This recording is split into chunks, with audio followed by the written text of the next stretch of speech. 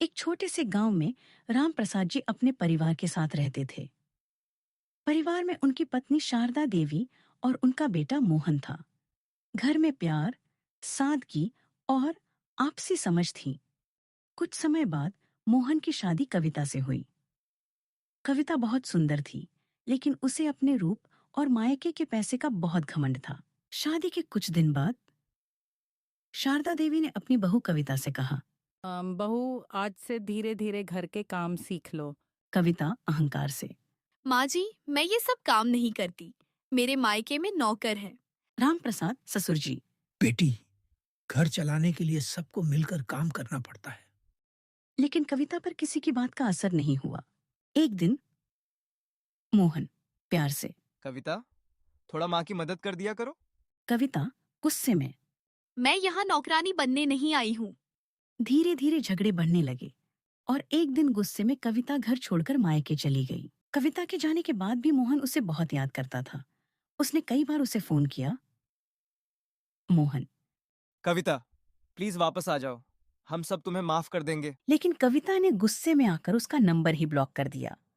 मोहन ने उसे कई मैसेज भी किए, घर वापस आ जाओ, माँ पापा भी तुम्हें याद कर रहे हैं। लेकिन कविता ने एक भी मैसेज का जवाब नहीं दिया। शुरुआत में मायके में कविता आराम से रहने लगी, लेकिन धीरे धीरे वहां भी हालात बदलने लगे। कविता का भाई कविता से। कविता, अब कब तक यहाँ रहोगी? ससुराल ही तुम्हारा असली घर है। भाभी थोड़ा नाराज होकर। घर में पहले ही जिम्मेदारियां हैं, अब तुम्हारा खर्च भी बढ़ रहा है। एक दिन बात बढ़ गई।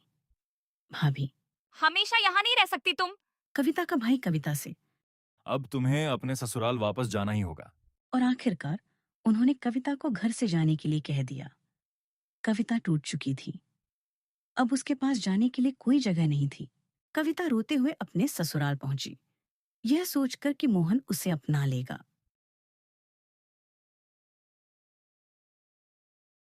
लेकिन जैसे ही वह घर पहुंची, उसने देखा कि घर में खुशियों का माहौल है। वहां एक नई बहू राधा सबका ख्याल रख रही थी। कविता ये देखकर हैरान रह गई। कविता धीरे से। ये सब क्या है? तभी मोहन सामने आया। मोहन शांत स्वर में। कविता, अब बहुत देर हो चुकी है। मैंने दूसरी शादी कर ली है। यह सुनते ही कविता के पैरों तले जमीन खिसक गई। कविता रोते हुए। मैंने तुम्हारे फोन नहीं उठाए, तुम्हारे मैसेज भी नहीं पढ़े। मुझे माफ कर दो मोहन, मुझसे बहुत बड़ी गलती हो गई। शारदा देवी कविता से। बहू, हमने तुम्हें बहुत मौके दिए थे, लेकिन तुमने कभी हमारी कद्र नहीं की। राम प्रसाद जी कविता से। घमंड में इंसान सही गलत भूल जाता है, और जब समझ आता है तब बहुत देर हो चुकी होती है। कविता फूट फूट कर रोने लगी। अब उसे अपनी हर गलती याद आ रही थी। मोहन का प्यार, सास ससुर की ममता और उसका अपना घमंड। लेकिन अब कुछ भी बदलना संभव नहीं था। कविता चुपचाप वहां से लौट गई। अब उसका घमंड पूरी तरह टूट चुका था। वह अपनी गलतियों का बोझ लेकर जीने लगी। घमंड इंसान को अपने ही रिश्तों से दूर कर देता है। समय रहते अपनापन, सम्मान और प्यार की कद्र करनी चाहिए, क्योंकि जब तक हम समझते हैं तब तक बहुत देर हो चुकी होती है। विनम्रता और समझदारी ही एक खुशहाल परिवार की असली नींव होती है। ऐसी और सीख देने वाली कहानियों के लिए वीडियो को लाइक करें और चैनल को सब्सक्राइब करें।